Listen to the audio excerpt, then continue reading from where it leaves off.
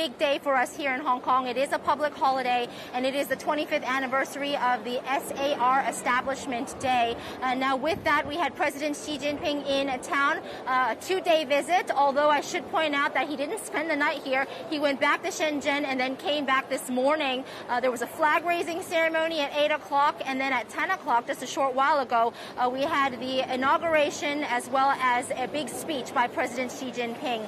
We heard from the president of China, and he says that 25 years on, Hong Kong has the full support of the motherland. The SAR government has been practicing the one country, two systems principle, achieving success for us here in Hong Kong, and this is recognized by all, so that should not change. Now, since return to the motherland, Hong Kong has overcome challenges, the global financial crisis, COVID, as well as social unrest. Nothing has stopped Hong Kong's advance, he says. 25 years has enjoyed robust growth here in Hong Kong. Now, as we hear about the one country, two systems, he says that this was a great initiative with no precedent to follow. This is what he had to say about that. Today, I wish to highlight once more that the policy of one country, two systems, having been tested and proved time and again, meets the fundamental interests of the country and the Chinese nation, and those of Hong Kong and Macau. It enjoys the full support of the more than 1.4 billion people of the motherland. It has the unanimous endorsement of Hong Kong and Macau residents, and it is widely recognized by the international community. There is no reason to change such a good system. He made the point that this policy should be implemented unswervingly and a policy to be applied fully and faithfully without distortion. He goes on to highlight 4 hopes that he has for the new SAR government, because part of his trip he did oversee the swearing in of the 6th administration to be led by Chief Executive John Lee. And his hopes for the SAR government is to, number 1, strive to improve governance, to strengthen the momentum of development, to take solid steps in addressing difficulty in people's lives, and to jointly uphold harmony and stability. In his inauguration speech, we also got a chance to hear from John Lee, and he was talking about the national security law. July 1st also marks the 2nd anniversary that it has been in force. It came, of course, online following the months of social unrest that were brought on by the national security, I should say the extradition bill, and he said that the national security law restored order from chaos, and the next 5 years will be crucial to advance Hong Kong's prosperity.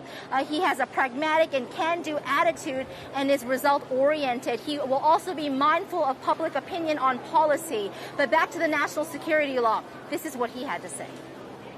With the enactment and implementation of the Hong Kong National Security Law, Hong Kong has made it to restore order from chaos. The improvement of the electoral system has enabled the implementation of the principle of patriots administering Hong Kong. The improved electoral system upholds the principle of one country, two systems, accords with the actual situation of Hong Kong, and caters for the needs of Hong Kong's development.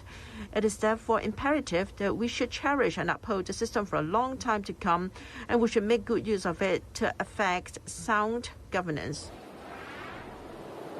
Mr. Lee, I should say, his governance will be people-based, where he's going to be tackling land and housing issues. He's going to be fostering a new chapter for Hong Kong together, he says, and the great importance attached through teamwork. Dan. And Emily, as you say, John Lee has assumed the chief executive office today, but he takes the helm of a very different Hong Kong compared to just 5 years ago. What would you say are some of his immediate priorities now in this shift from chaos to governance, as President Xi called it? Now, national security should be on the top of his priorities given his background. He is a career policeman. Prior to joining as a chief secretary for administration, and prior to that he was the secretary for security, he was the deputy police commissioner here in Hong Kong. So for a number of years he was within the disciplined services. So national security is expected to be on top of his priorities and his agenda. He has vowed to take the financial hub to fresh heights to defend national security.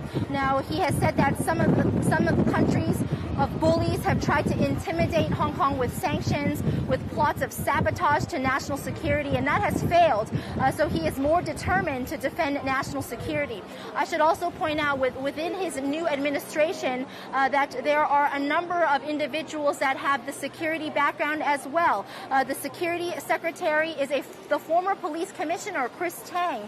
And I should also say that Regina Ip is the former security secretary under the C.H. Tung administration. That was the first chief executive here in Hong Kong. And she, at the time, back in 2003, tried to pass through the Article 23 national security law. 500,000 people took to the streets on July the 1st, 2003. So as a result, the government then had to shelve the bill, and she subsequently stepped down from her post. But since then, she has come back. She's a lawmaker, and now is the convener of his top advisory body, the Executive Council. So national security is expected to be a top priority, along with COVID recovery, economic revival in Hong Kong, as well as tackling the housing crisis.